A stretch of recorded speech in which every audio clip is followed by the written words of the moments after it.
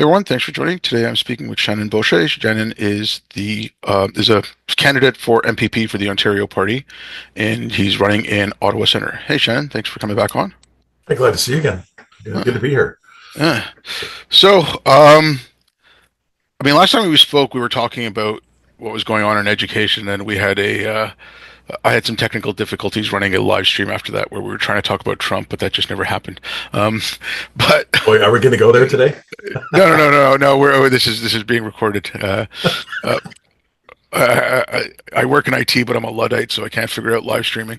Um, any- um, but yeah, last time we spoke, we were talking about what's going on in education, and especially with the gender ideology. Uh, so I just want to kind of lead in with that. Like, was that one of the reasons why you decided to run for MPP? Now I know you'd run for, I think, like school board trustee or something before as well, Yeah. right? So like, was that the impetus behind it, or is it a mixture of other things?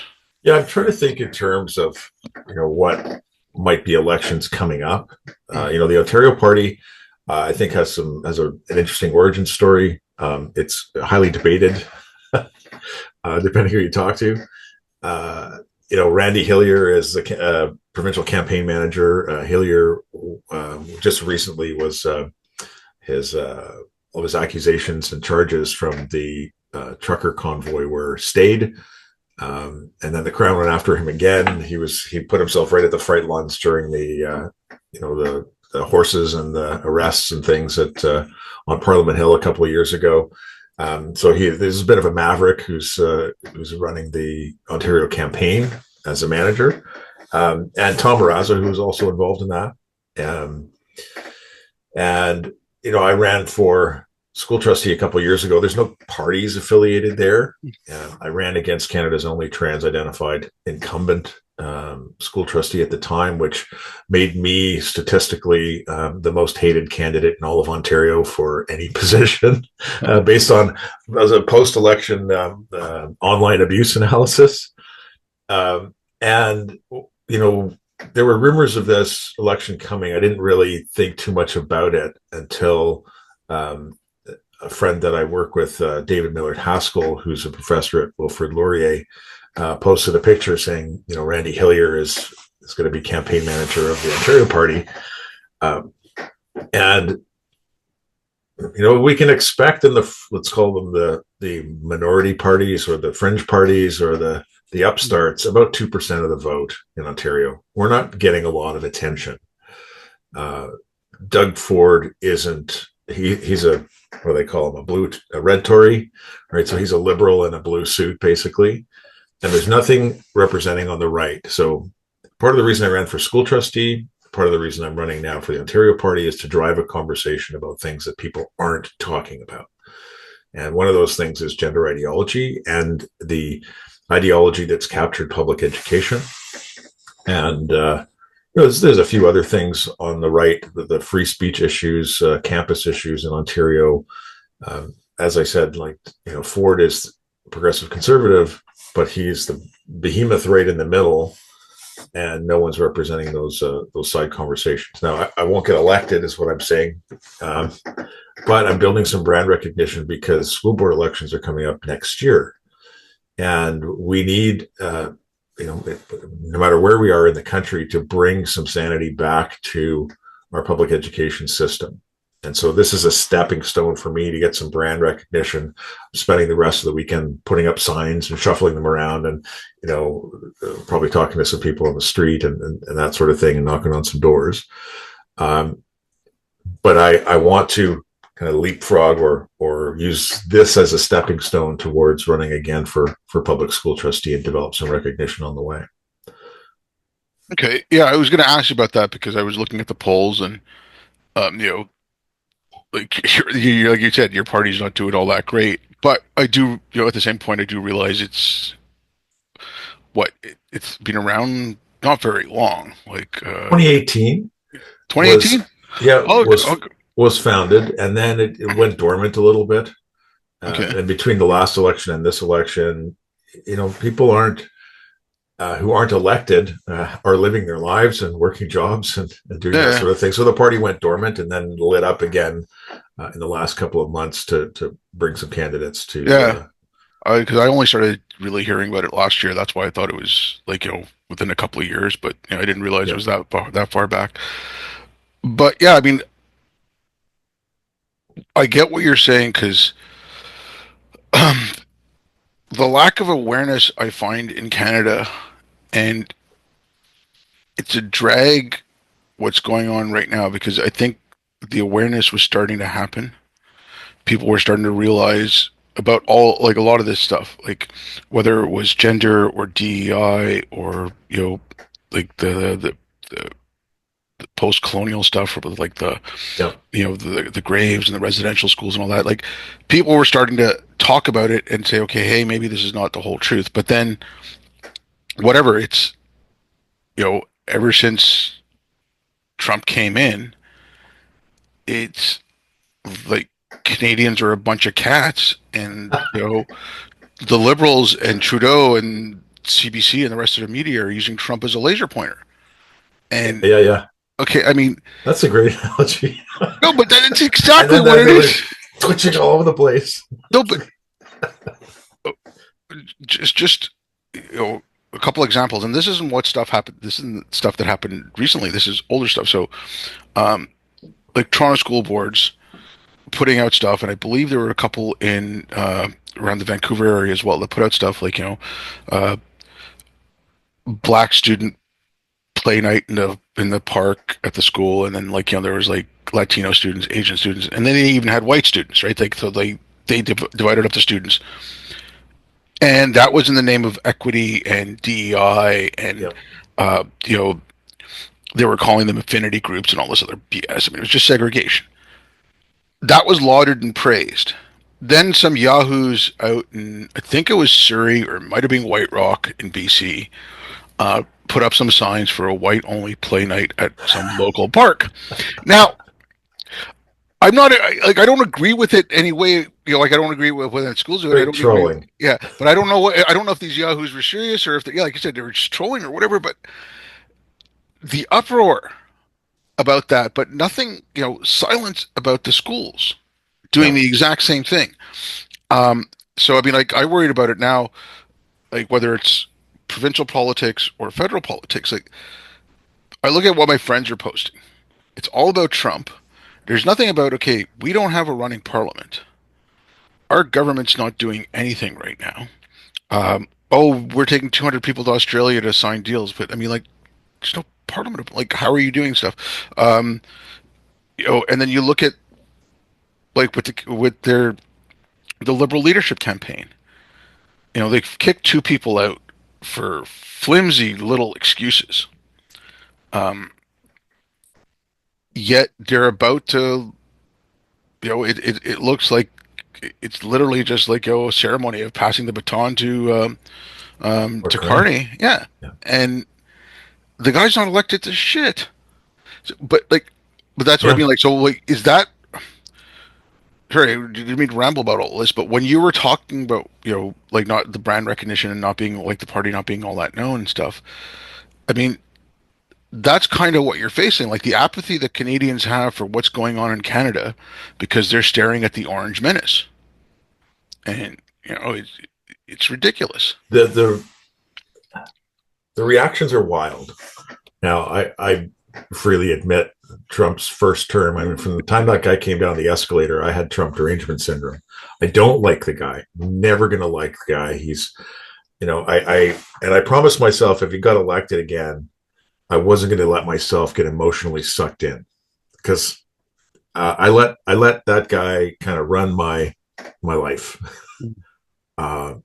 and I tried to reframe him in my thinking as a carnival barker.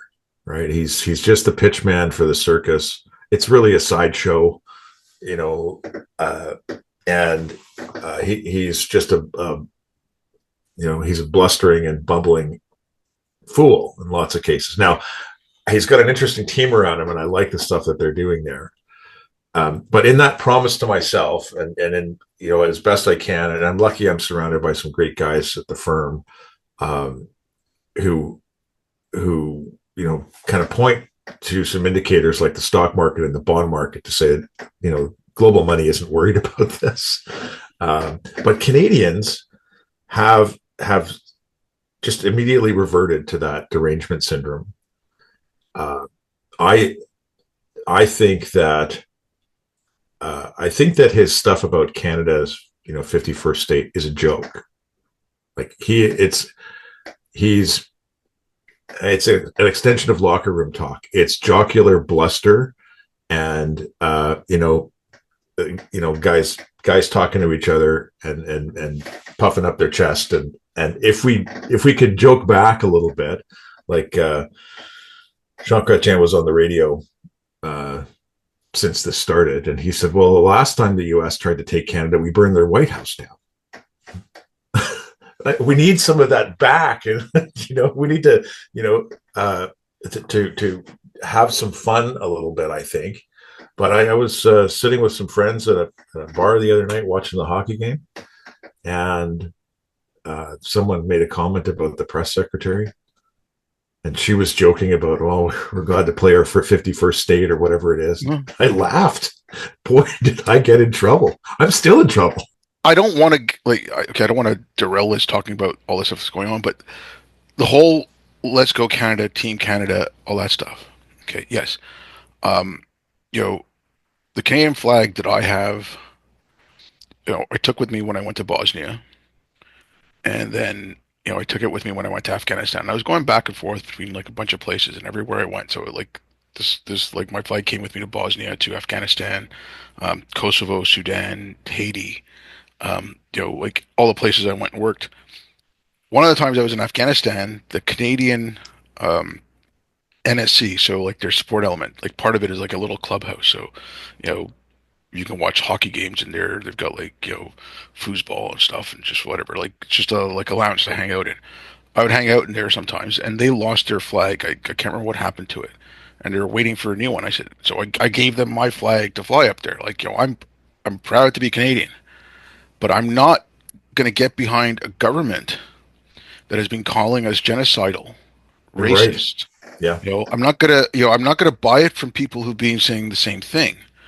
Um, there was a cartoon in a paper recently, and it was great. It was perfect. It was just, yeah, we're gonna start our Flag Day celebrations with a land acknowledgement, saying we're on stolen land, and it's like, like So it's up for grabs. yeah, exactly. Like, so I I'm not I'm proud to be Canadian, and I support this country 100%. But my government doesn't. Trudeau Yeah. doesn't, Yeah. and a lot of the citizens don't. Like the shit they've been saying, like about this country, like that we're genocidal and stuff. Yeah. And just on that, if we're a genocidal country, every nation on the planet has signed the accord that they will intervene during a genocide. I know that most people just ignore it, but they're all signatories to it. So if we want to announce that we're a genocidal country, go right ahead. That gives Trump the opening he needs to come in. Yeah. Oh, they're committing genocide. I have to go stop the genocide. They're admitting they're committing genocide. Like that's like it's nuts, and it's like this level of hypocrisy that I see coming from Canadians, and this level of ignorance. Just not Yeah. looking and being willful. Like I still want to like how much does that play into your party not being that well known, or you not being able to get your message out, or even trying to put out some clear information like, hey, you're wrong about this, or even trying to have a discussion on like gender or something like that. We're a bit of an upstart, right? So we've got a few people who are rebels to the system or kicked out of the system. Derek Sloan, I don't know the whole story behind him, but he was a federal MP at one point and ran for federal leadership. And like there's another party, also the New Blue, similar story.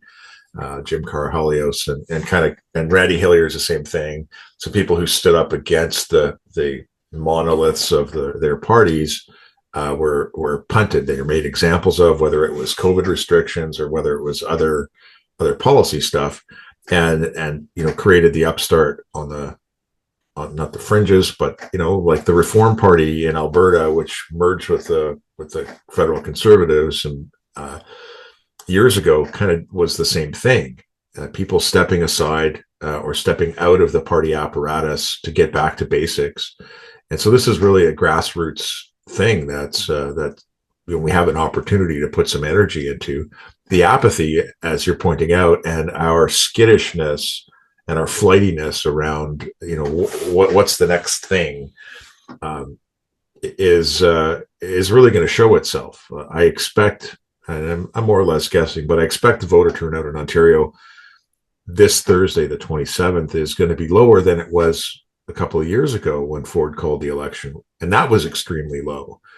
People are away; they're down south. It's winter time. No one's knocking on doors. There's a reason why the election was called right now, uh, and people just they're not paying attention to this level of politics. People aren't paying attention to municipal politics or school board politics either. And that's part of the reason why we're in the situation that we're in. We have basically surrendered our society to university trained activists on the left who have been taught how to take over our institutions. So my hope is that collectively we figure this out. But like you say, people are they're distracted.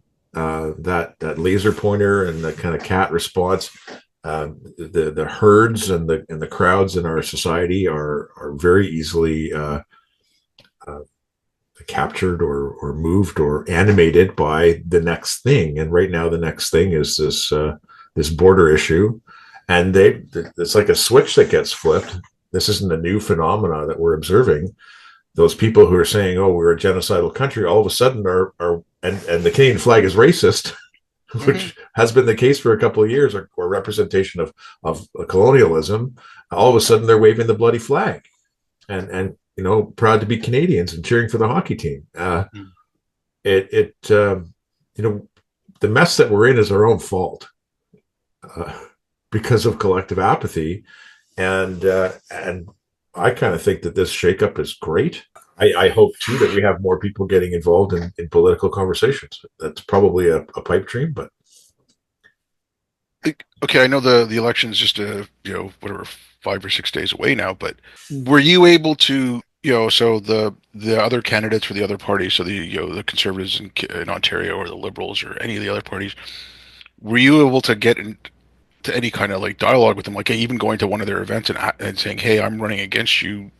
What do you have to say about this?" or anything like that? Like, I'm just curious, like to try to get people aware of something else, like, hey, there might be something other than what they're talking about. right. So I'm just wondering, like, if you had a chance to do anything like that, or Well, like, there's a real entrenched apparatus here in Ottawa Centre. So Ottawa Centre has flipped back and forth between Liberal and NDP for 50 years. Catherine McKenney, um, who gained some notoriety when it was a tweet about her that got Jordan Peterson investigated. She was the person referred to as the self-righteous moralizing thing. Was a councillor here in Ottawa who's now moved into, she's running for MPP. She's likely to win. Far left ideologue, wants to put rent controls in place, wants to, I can't even. She's a they them. She supports the whole trans atrocity, as far as I'm concerned, atrocity, uh, and has a good ground game. The whole NDP apparatus has layers. They recruit from the school boards. They develop their candidates there. Then they move them to municipal councillors. Again, they're trained activists. They're trained to build these networks and recruit other people who, raise the fist and go door to door. And it's a very solid riding for the leftists. Even the liberals are socialists here. So I forgot the direction of the question, and I'm rambling on a little bit now. yeah, no worries. I know. I was like I said, I was just wondering, like, about how do you get. Okay, so I'm sort of playing around with the idea of so I don't know when we're going to get a federal election, but I'm kind of toying with the idea of in my writing running as an independent. I think it's great. I think, Um, you yeah, know, do it. I don't want any party affiliation. I don't want any, you know, I don't want to be beholden to anyone. I want to be beholden to the constituents in this riding, which is how Yeah. we're supposed to do it in Canada, Yeah. right? Like it's, we're not supposed to be voting for, you know, The Trudeau party. party. Like, Yeah. you're supposed to be voting for who you think is going to represent you best. And so like I'm trying to think of ways of, okay, obviously there's, unless it's maybe like Trudeau's writing or Poilievre's writing or something like that, there's not going to be any kind of like candidate debates or anything like that. There's not going to be that much attention to it. Um, but I'm just trying to think of ways where I could like I said, go to one of like the MP who's there right now. I'm assuming she's going to run again. She's liberal. Like, so if she's doing events locally, like go there and just say, hey, and just ask questions and try Yeah. to get my point out there. And that's what I'm just wondering, like, were you able to do anything like that? Because obviously you're not Yeah. getting Yeah, debates or for anything. sure. So So tie the two things together. First of all, if you're thinking about running federally, start now. yeah, Uh, Reach out to the EDAs, that's the electoral district associations, for whether it's liberal or whatever. And there are people like in my riding that there's a candidate who is seeking the nomination for the federal conservative party. She's terrific. Her name is Victoria Lennox. She founded an organization called Startup Canada. She works with entrepreneurs to help get small businesses off the ground. Educated PhD at Oxford in entrepreneurship and economics, and I forget all of her titles. And really a smart, insightful, thoughtful person. And there's a apparatus around her, right? The EDA, and through the activities of getting her nominated, so she's looking to add people to Conservative Party membership in the riding, and to get people behind her for when the nomination vote comes. Well, I've been able to go out to a bunch of events, talk to the not just the organizers behind the Conservative District Association here in Ottawa Centre, but other political organizers who've worked on campaigns for decades. That's where I met Scott Healy, who is the Conservative provincial candidate who's running on the same slate as I am. Scott's a great guy, 40 years in military service, but he's running on the Conservative ticket. And he is very underinformed on some of these key issues that the Conservatives are missing, the gender issue, the DEI issue, the Ontario Human Rights Commission, the corruption ideologically there. And it is running on sort of a milquetoast, red Tory plate. Just getting involved in having those conversations when I was is extremely valuable. And the more people that do that, regardless of the party, the more conversation that we have in our ridings and in our communities and at large. I went to Victoria and said, "Look, I'm thinking about running for the Ontario Party. I'm going to get branded far right. I'm going to get labeled all these things." And Scott's part of the EDA, and he's been an organizer, and I don't want to step on any toes. She's like, "No, great! Like we got to do this and go for it." So I'm finding some collegiality among the different parties, but an incapacity to really stand up and speak to in my mind, some of the most important issues that we're facing in our country and in our province. like I know you're saying you don't expect to get elected. Do you think anyone from your party would be able to win a seat, or is that like completely out of the question? It's possible. I think that we might see one or two. I mean, Derek Sloan's a seasoned political personality. Where he served at the federal level and has some kind of ground game and machine, I'm assuming, around him and a good network. So he's a great, credible candidate. It'd be nice to see him elected.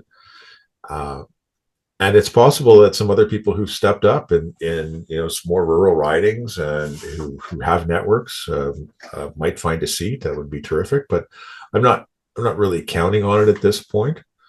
Uh, I think that this is what we're doing now is the kind of investment that we need to do that the NDP have been doing for decades, right? Like I'm running against a machine Mhm. with dozens, if not hundreds, of people who are regularly part of the activities required to get someone elected and keep them elected and engaged with the community. So this is like what's that expression about planting a tree, right? The best one was 20 years ago. And the second best time is now. We need to build a, and I'm a liberal, but we need to build a conservative movement. We need to build a counterpoint to this wokeness and DEI and this, this bizarre self-loathing that's taken over our country. The pendulum's got to swing back, and that takes, it takes people like the New Blue Party and the Ontario Party and people who are running as independents to do that. Yeah. Okay. Look, I don't really disagree with anything you said there, but the one thing I will say, and I've been saying this for a while, I started saying it when I got back from overseas and I was looking around. It just liberal, conservative, left, right, like no value added with those terms. If you, there's whatever, 45 million people in Canada roughly. If you ask them all what they mean, you'll get 45 million different answers. Yeah. I'm, you know, and liberal means something different in Canada than it does in the States. I mean, we're closer to what Britain says than what Europe says. I mean, it's just, it's too fluid. Mm. I'm, I was joking around and I still kind of joke around about it. I said, no, I'm an enlightenmentarian. Like, these are the values I support.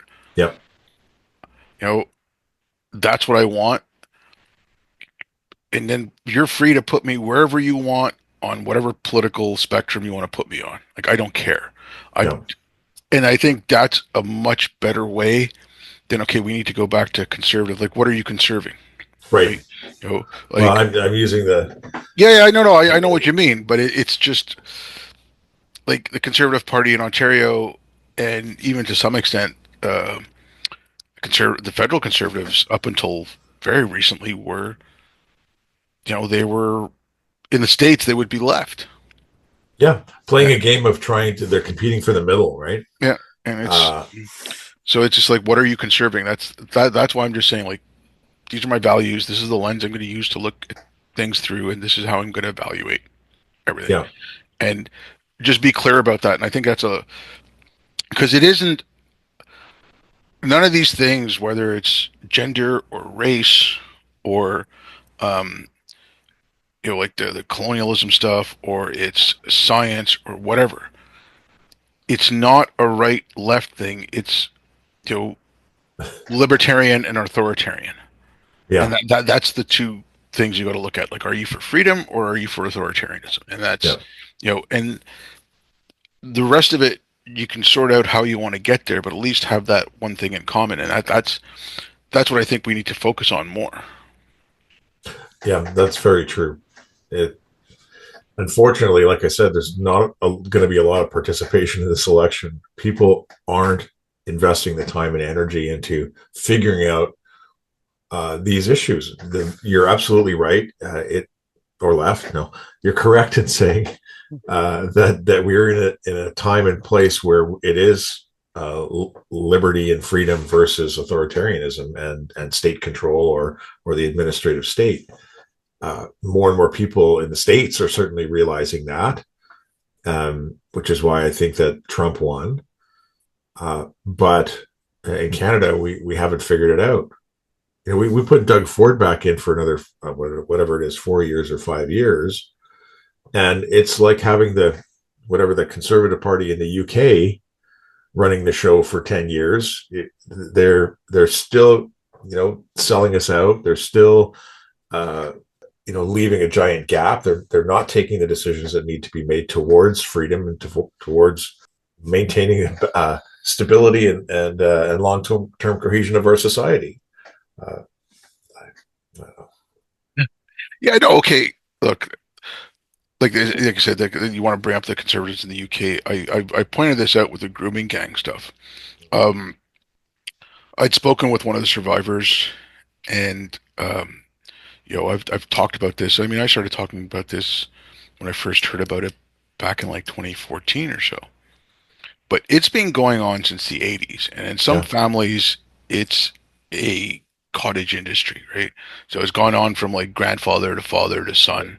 Um, it's just it's ridiculous. So yeah, to make this a left wing or a labor issue is wrong.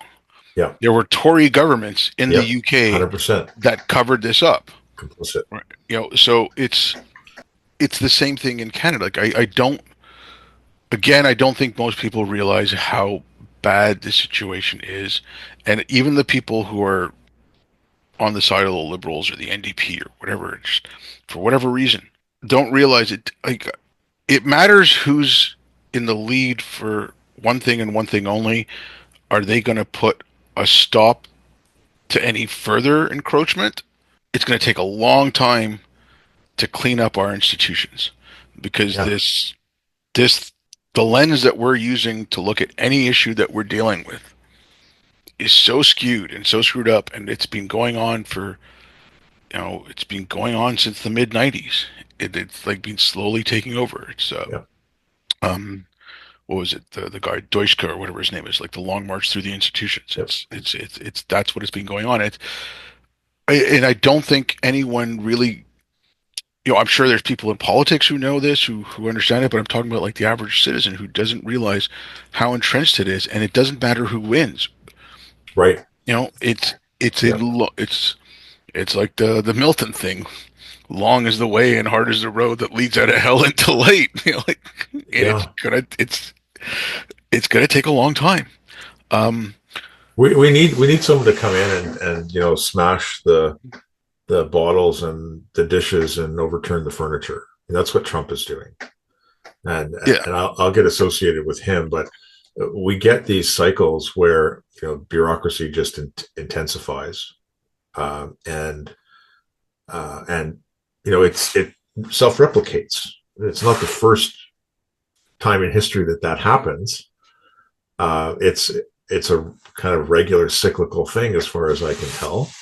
Um, in group dynamics, we have this. I love this phrase. It's forming, norming, storming, and transforming, and that cycle has to continue to happen for renewal, and that's where we're missing a little bit, and things have to get pretty bad for the electorate to wake up, because I mean, in Canada we do such a great job of simultaneously beating ourselves up for being colonizers and genocidal, and believing that we're nice people. I don't know how we hold those conflicting ideas in our head at the same time, but that's kind of our collective self identity, or what we cycle back and forth on. The, there is nothing in there that's truly self critical. I mean, the genocidal narrative is false, so we're beating ourselves up over nothing. We're not really looking at where the source of our problems are coming from. And it takes, unfortunately, periods in history where there's a war or destabilization or economic hardship, or just gross political corruption and authoritarianism, for people to wake up and transform out of it, to create the storm. And it's just like anything in life. If we want to create change, something big has to happen. There has to be leverage in our lives for us to make a change. My hope is that collectively we're not figuring out that we need to quit smoking and drinking after we had a heart attack, right? Like, uh, yeah. I mean, I don't know if it's gonna like I would rather Canadians wake up and this is one thing too. It's like we can't focus just on the federal election. What you're talking about, school trustee and stuff like that.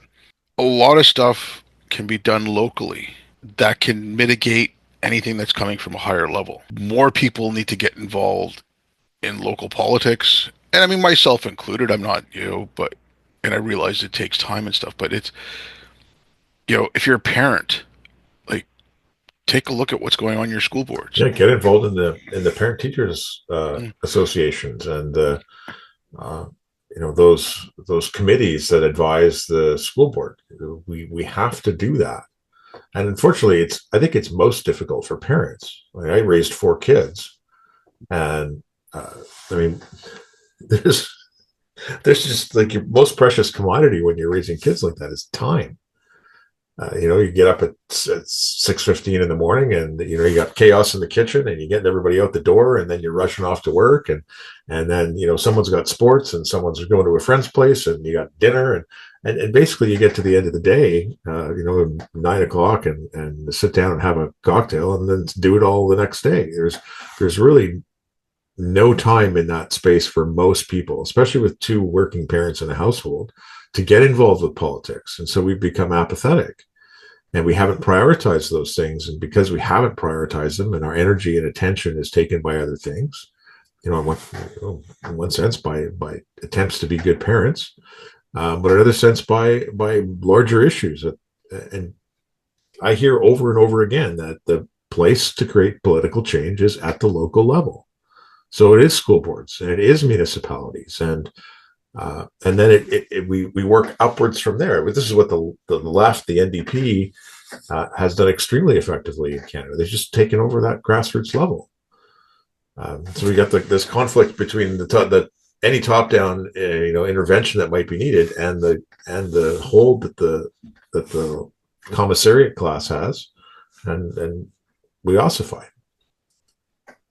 Yeah, I mean, look, the at the local level, like you're saying, parents having to get involved, but that's one thing I've been looking at a lot of stuff over the past several years, and it's just like there's a conflation going on. There's like an inflection point. So you have all these laws where, parents are getting arrested for letting their 12-year-old walk 2 blocks to the store to get a Mm-hmm. carton of milk. Mm-hmm. Crap like that. You have this stuff coming into schools. You've got, stuff going on in the background with politics, wherever. Like parents don't have the time, like you mentioned, but I think part of it is because of these rules that come in, and these rules that come in are because of this weird way of thinking that they're being ingrained in schools. So it's like this thing that makes it. And it's if parents didn't have to 24/7 supervise their kids, if they could have some time where, okay, you know what, you're 15 years old, like, you and your friends can go down to the hockey, like the arena, like, or you can go play Yep. in the park, like you can go play shinny, like at the local ice rink, and you don't need parents to be there to watch you and like crap like that. Like, Mm-hmm. even like younger kids, like you should be able to, like, hell, you used to be able to babysit when you were like 11 or 12. I can't remember, like back in like the Yeah, 80s and stuff. you can still get a certification at 12 to be a babysitter. Both of my boys did that. Okay, I didn't. Okay, we didn't have to have certifications back in the 80s. Like, but but No, they whatever.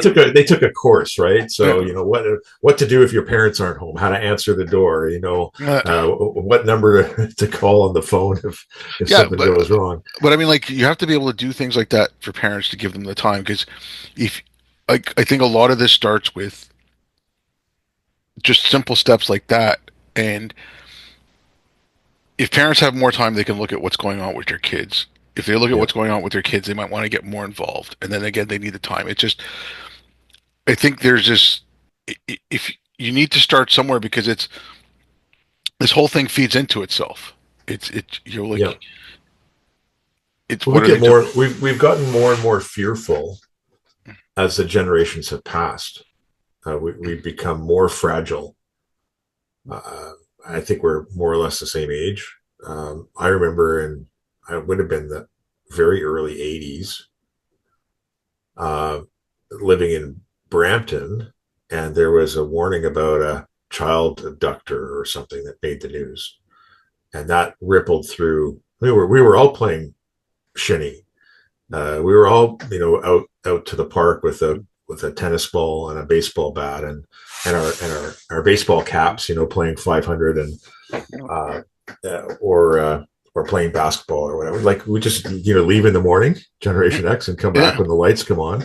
Yep. And that I remember that fear rippling through us. Right? Oh, what do we got to do if there's an emergency, or what do we got to do if somebody's kidnapping us or attempting to get us, sort of thing. And statistically, it's still as improbable as it was 50 years ago or 40 years ago, and perhaps less, because we're kind of aware of those patterns, but we've become hyper vigilant around those fear. As each generation has gone by, we have collectively clamped down on on risk or against risk, and that's part of that pattern of entrenching and becoming more and more rigid as generations go by, that we need to break out of.